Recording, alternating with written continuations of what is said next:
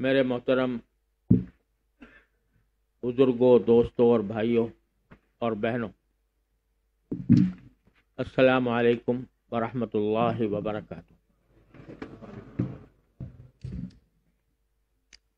الحمدللہ آج آپ کے اس شہر میں آپ حضرات سے ملاقات کی سعادت اللہ تعالیٰ نے عطا فرمائی۔ اگرچہ یوکے میں میرا بار بار آنا ہوتا رہا ہے، لیکن آپ کے اس شہر میں پہلی بار حاضری ہوئی، اور یہ دیکھ کر دل بہت خوش ہوا کہ ماشاءاللہ یہ عالی شان مسجد آپ حضرات کی دینی اور ایمانی غیرت اور دینی جذبے کا ایک عظیم مظہر ہے، اور جس کی داستان مجھے سنائی گئی۔ ایک چھوٹی سی مسجد تھی اور اس کے بعد اس میں مدرسہ شروع کرنے کا ارادہ تھا۔ اللہ تعالیٰ نے پھر یہ آپ حضرات کو توفیق دی کہ اتنی بڑی عمارت مسجد اور مدرسے کے لیے قائم کی گئی، اور آج اس میں ماشاءاللہ اہل اسلام اور ایمان کا ایک خوشگوار اجتماع منعقد ہو رہا ہے۔ اللہ تبارک و تعالیٰ اس کو مفید بنائے اور ہم سب کے لیے باعث خیر و برکت ہو۔ مجھ سے کہا گیا تھا کہ میں آپ سے انگریزی میں خطاب کروں، لیکن مجھے انگریزی میں خطاب کرنے میں وہ بے تکلفی محسوس نہیں ہوتی جو اپنی مادری زبان میں ہوتی ہے۔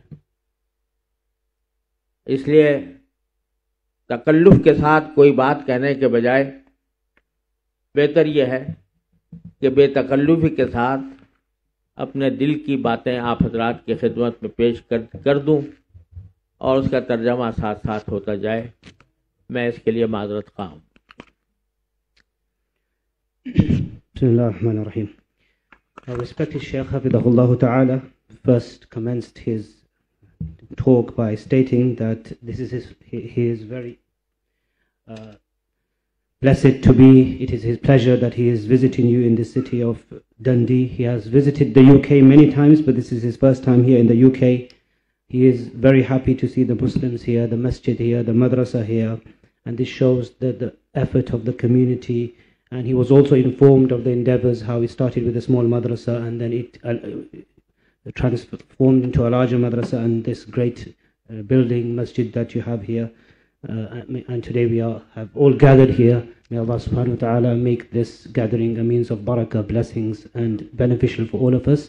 And lastly, he also said that he was requested to deliver the talk in English, but he doesn't feel free to talk in English in a way that would come out from his heart. It's easier for him to talk in his native language where he is free and he could talk. It's like a heart-to-heart conversation, and then there'll be some translation with it, inshallah. اس وقت آپ حضرات سے بات کرنے کے لیے جو بات اللہ تعالیٰ نے دل میں ڈالی وہ یہ ہے کہ ہم سب مسلمان ہیں۔ اللہ تبارک و تعالیٰ نے اسلام کی نعمت ہمیں عطا فرمائی، اتنی بڑی نعمت ہے کہ اس کا ہم شکر ادا نہیں کر سکتے۔ اسلام کا مطلب یہ ہے کہ وہ ہماری زندگی کو ایک آزمائش اور امتحان قرار دیتا ہے۔ قرآن کریم کے الفاظ میں اللہ تبارک و تعالیٰ نے فرمایا خلق الموت والحیات لیبلوکم ایکم احسن عملا۔ اللہ نے یہ موت اور زندگی کا جو نظام بنایا ہے کہ انسان دنیا میں آتا ہے، یہاں زندگی گزارتا ہے، پھر مر کر اس دنیا سے چلا جاتا ہے، جس سے کوئی انسان مستثنا نہیں۔ قرآن فرماتا ہے کہ ہم نے یہ نظام اس لیے بنایا ہے لیبلوکم، تاکہ تمہارا امتحان لے، تمہیں آزمائے کہ کس کا عمل زیادہ اچھا ہے۔ جب یہ زندگی ایک امتحان ہے جس سے ہم گزر رہے ہیں، اور اس کا نتیجہ ہمارے مرنے کے بعد آخرت میں آنے والا ہے۔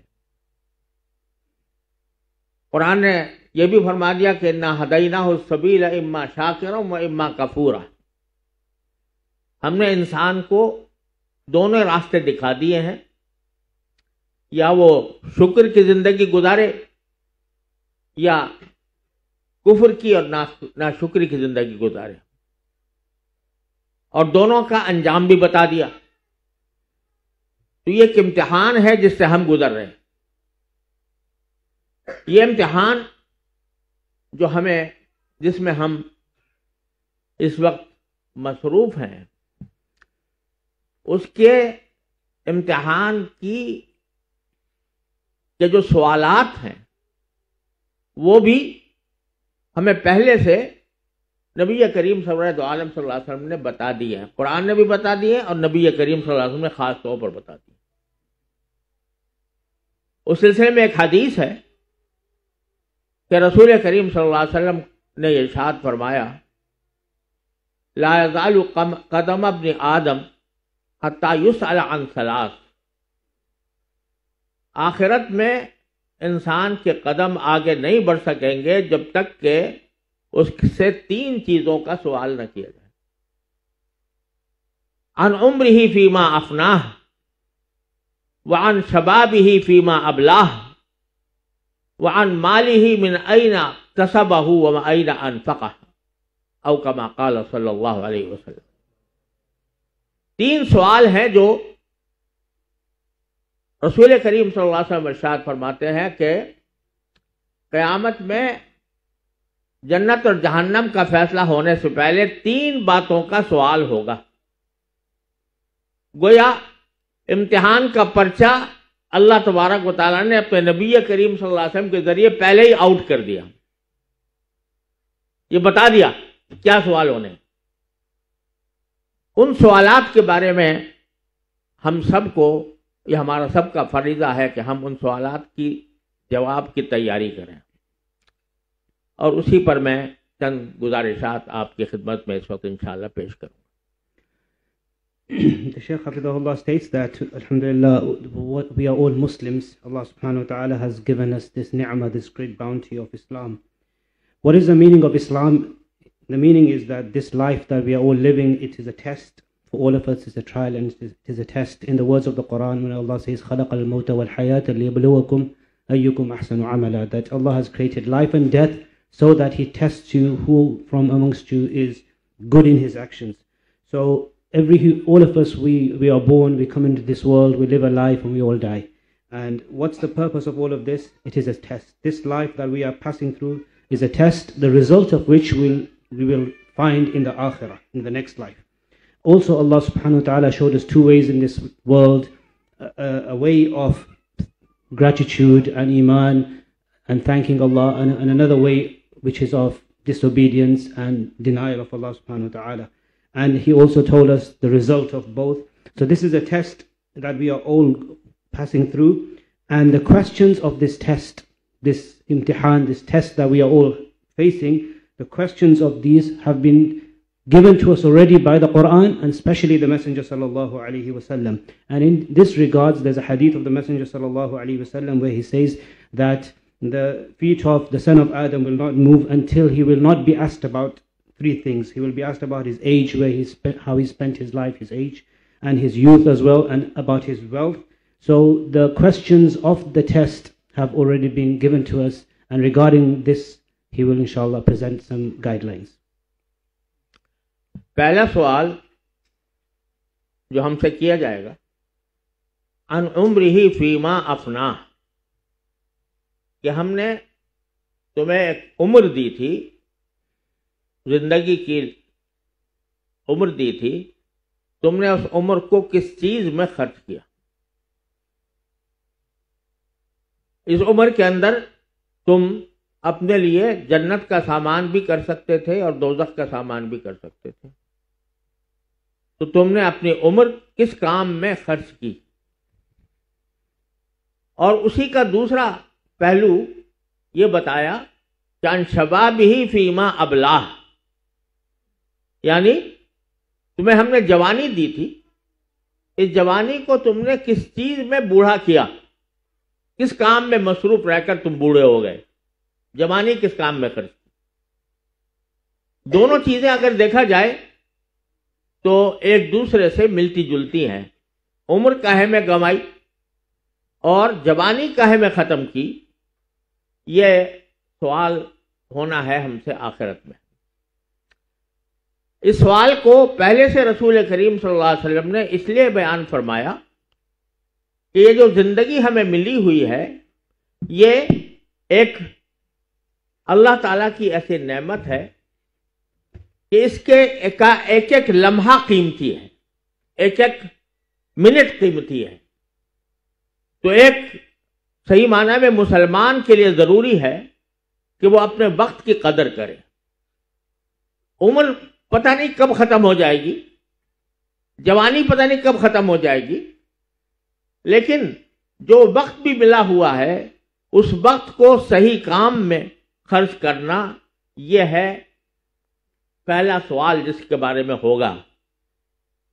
وقت کی قدر پہچانے، وقت کو ضائع نہ ہونے دیں.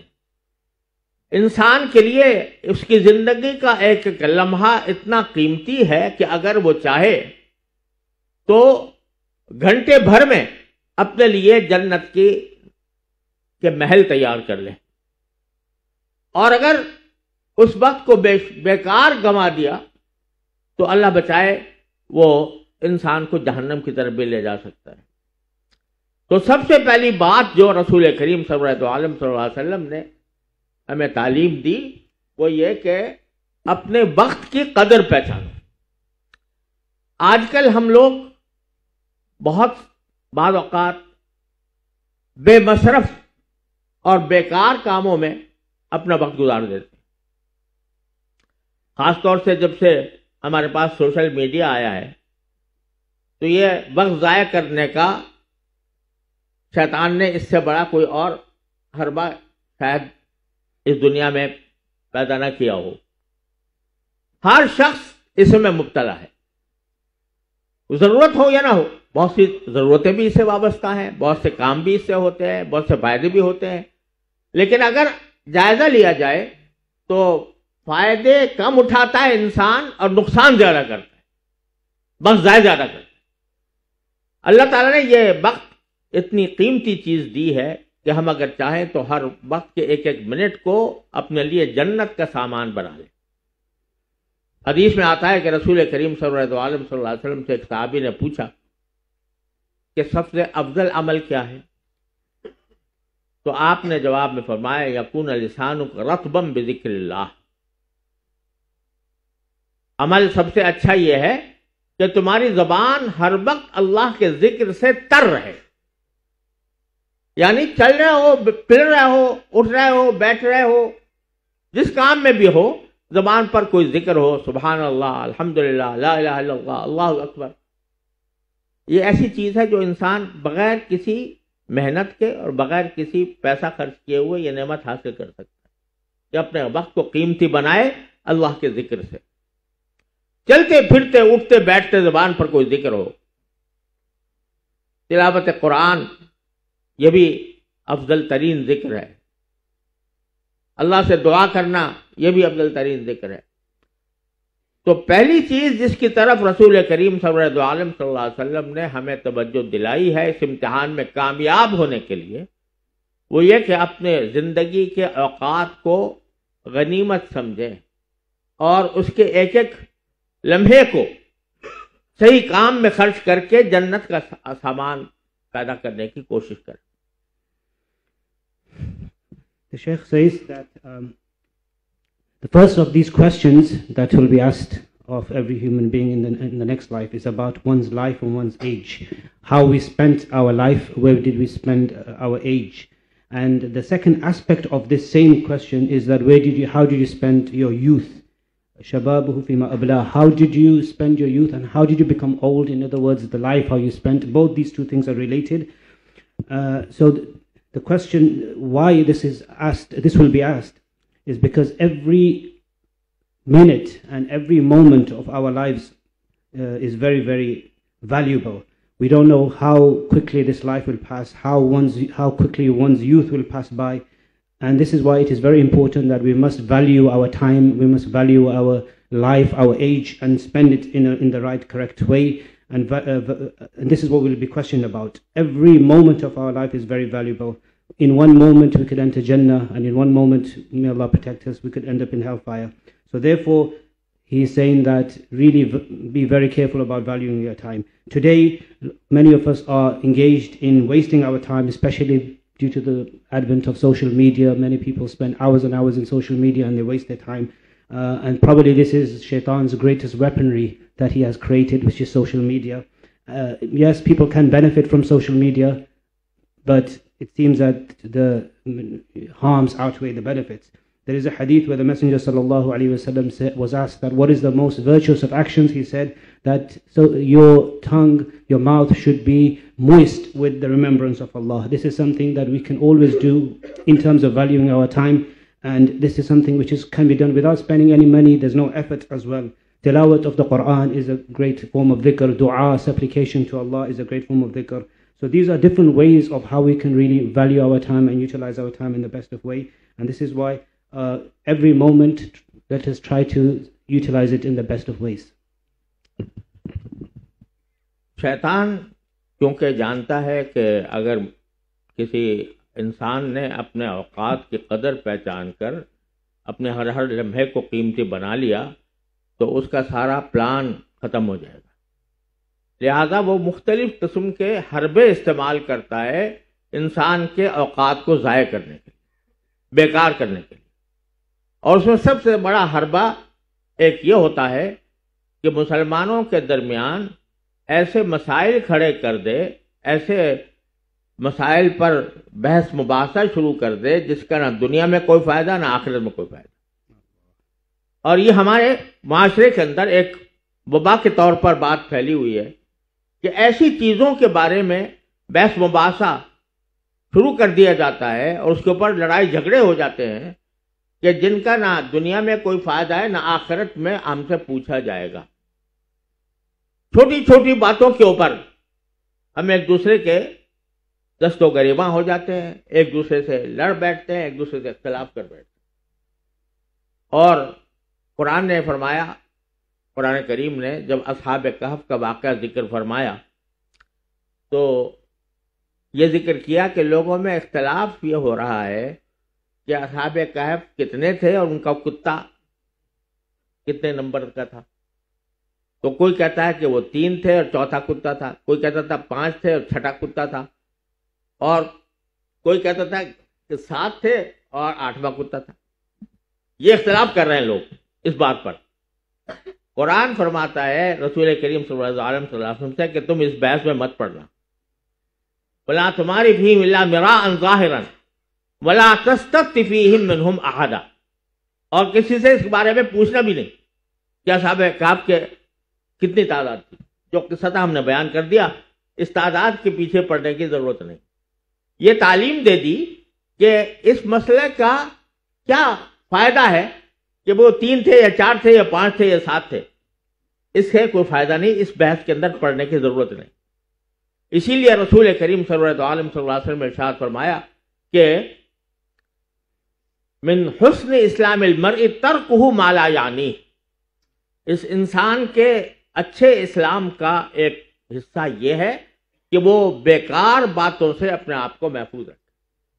अब मैं एक मिसाल देता हूं जिसमें हमारा मुआशरा मुब्तला है कि यह बहस चढ़ी हुई है कि यजीद काफिर था या मुसलमान था, वो जन्नती होगा या जहन्नमी होगा. कुरान कहता है तिलका उम्मतुन कद खलत लहा मा कसबत वलकुम मा कसबतुम वला तुसअलूना अम्मा कानू यामलून. جو لوگ پیچھے گزر گئے ہیں تو ان کا معاملہ ان کے ساتھ ہے اور تمہارا معاملہ تمہارے ساتھ ہے. تم جو کماؤ گے تمہیں اس کا بدلہ ملے گا, جو انہیں کمایا ہوگا وہ ان کا ملے گا, اور ان کے اعمال سے تم سے سوال نہیں ہوگا کہ وہ کیسے تھے کیسا نہیں تھے. لا تسألون عما كانوا يعملون. میرے والد ماجد قدس اللہ تعالیٰ سرہ حضرت مولانا مفتی محمد شفیع صاحب رحمۃ اللہ علیہ ایک مرتبہ کسی مجلس میں تھے تو کسی نے ان سے سوال کیا کہ حضرت یزید فاسق تھا یا نہیں تھا, یزید فاسق تھا یا نہیں. میرے والد ماجد نے جواب دیا کہ ارے بھائی مجھے تو اپنی فکر پڑی ہوئی ہے کہ میں فاسق ہوں یا نہیں, میں اس کی کیا فکر بتاؤں کہ وہ فاسق تھا یا نہیں تھا.